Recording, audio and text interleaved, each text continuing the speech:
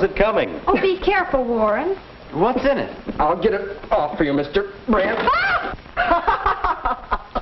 Say, you came here to learn about emotions, not play children's games. What is this anyway, Mr. Brent? Well, you had some questions about emotions for your biology classwork. This will help.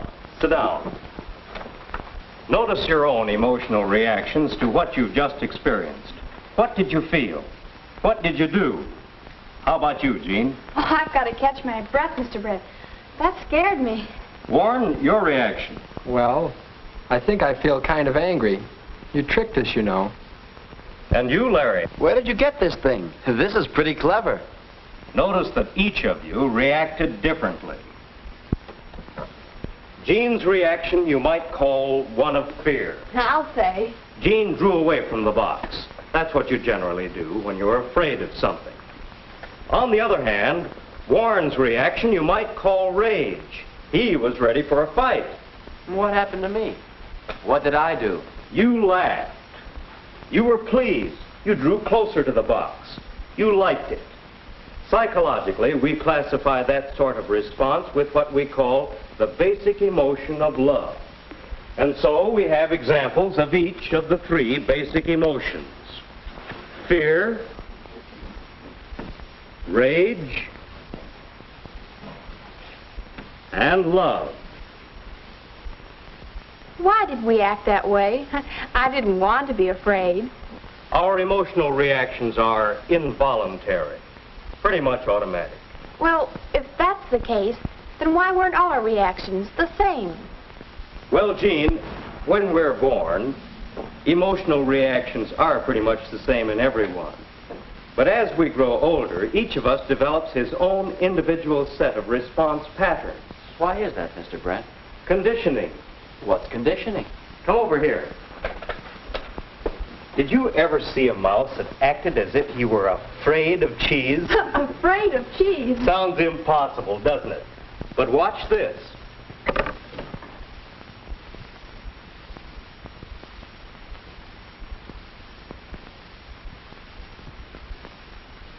The strangest thing I've ever seen. Is that the result of conditioning, Mr. Brent? How did you do that?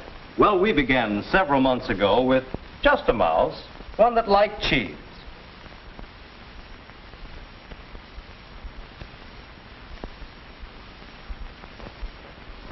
When it was confronted with a piece of cheese, it responded by going toward it.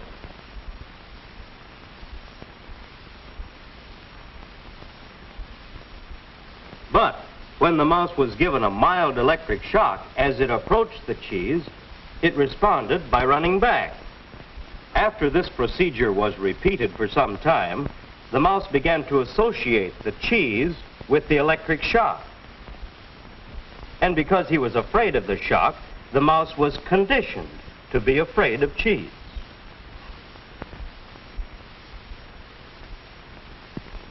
Now, he responds to cheese as he would ordinarily respond to an electric shock.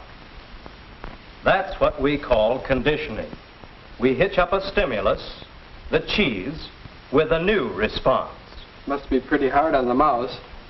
But it doesn't happen to people that way, does it? Let's find out. Come over here, Warren. Hold your hand out like this. That's right. Now just try to hold it steady. Don't let your hand move. Just hold it steady. But you're pushing it down. Just hold it steady. Steady. Steady. Hey, it went up. That's a case of simple conditioning, not involving emotions this time, but still conditioning. Is that the reason that Jean scares so easily? Why, she's afraid of mice. Oh, hush. Very possibly conditioning is the reason. While we're very young, the actions and attitudes of our parents and brothers and sisters condition us to a great many emotional responses. We all have them. Of course, most of our conditioning is much more complex than the sort we've shown so far. We often become conditioned to react emotionally to words or ideas. Words? I can't believe that. You can't? Well, remember, emotional behavior is largely involuntary. Here, Come over here and take a look at this model of the brain. This is the front of it. Emotions are centered in the lower part of the brain, the thalamus. The thalamus is not consciously controlled. When your emotions are stimulated, a reaction indirectly affecting the thalamus can produce changes in you and your body. For example, you all three reacted to the Jack-in-the-Box. Your facial expressions and actions changed. And that was without any conscious effort or control, wasn't it? Mm-hmm. That's right. Well, in the same way, your reactions can produce involuntary changes within your body. For example, these glands may produce tears. That's common in emotional responses. Other glands, such as the adrenals and the liver, work harder.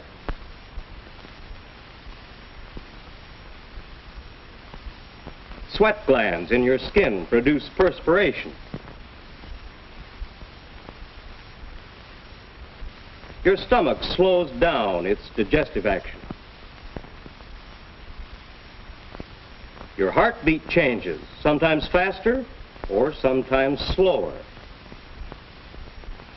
And your breathing changes. These and many other changes are part of emotional responses. And we can detect some of these changes to measure emotional responses. Measure them? Yes. This device called a polygraph measures variations in breathing and heartbeat, and so indicates emotional responses.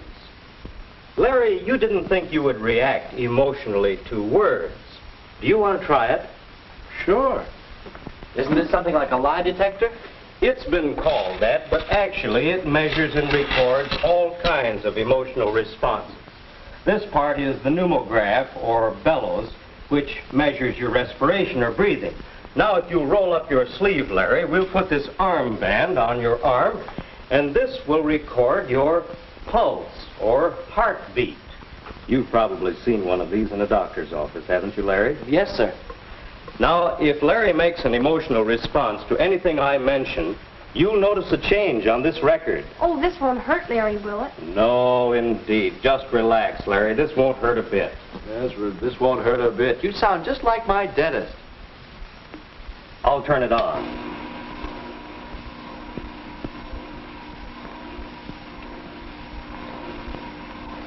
Notice how regular Larry's breathing is now, and his pulse as the pens gradually fill in the graph. Larry responds to the word fill. That's interesting. And Larry has a dentist on his mind. This is just a hunch, but perhaps if we probe deeply, there's another word, probe. Well, I think I can guess several words that will arouse an emotional response in Larry. Toothache. Yes, that's another. Drill. I'm responding just to words. Why? Well, perhaps you can give us the answer to that one, Larry. Oh, I have been seeing the dentist lately. I had a bad tooth. Aha! You're afraid of something, too. Words, aren't you? I guess so. How did that happen? Well, come on over here to the blackboard. Maybe if I draw a diagram of the process of conditioning, it will help you. S1, the first stimulus, stands for the dentist. He's a good fellow. Larry's normal reaction to him, R1, is curiosity and interest. But the dentist had to drill. That's stimulus 2. And in this case, that caused pain. Response number 2. The normal response to pain is a desire to get away, a type of fear response. Each time Larry went to the dentist, it was something like the mouse and the cheese. The dentist stimulus became associated with the response of pain, and fear, until Larry is conditioned to react to even words about the dentist with a pain-fear response. This conditioning may wear off after a while, or it may not. Emotional disturbances may ruin your appetite, make you nervous, even upset your stomach. Why, it's like running away from cheese. I can see where conditioning can be pretty unhealthy. That's true, Jean, but don't forget that conditioning can also be very useful. It's a good idea to be conditioned to stop whenever you see a red traffic light. Well, then we want to get rid of unhealthy conditioning? I don't want to be a scaredy cat all my life. That's right. You want to grow into a mature, balanced person. That's a matter of conditioning, too. Condition yourselves to make more mature responses. Now, let's review a bit. We have certain basic emotions which are controlled subconsciously. They are modified and changed by a process called conditioning. Now, by understanding conditioning and using it, we can more easily achieve emotional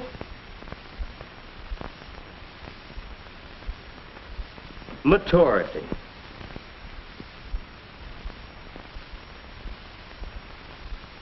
Let's remember what happened with the Jack in the Box. Each of you made a different response, but all your responses were a little immature. Mature persons respond in a more balanced manner. That is, their responses include a little of each of the basic emotions. Enough fear for protection, a little anger or rage at being made foolish, a spark of the love response. That is, interest, curiosity, pleasure. A balance, you see. And we all want to become more mature emotionally, don't we? Oh, I sure do. Al. Before we go, Mr. Brent, may I keep this graft? Yes, of course. I'm beginning to see now how important it is to understand your emotions. Thank you, Mr. Brent.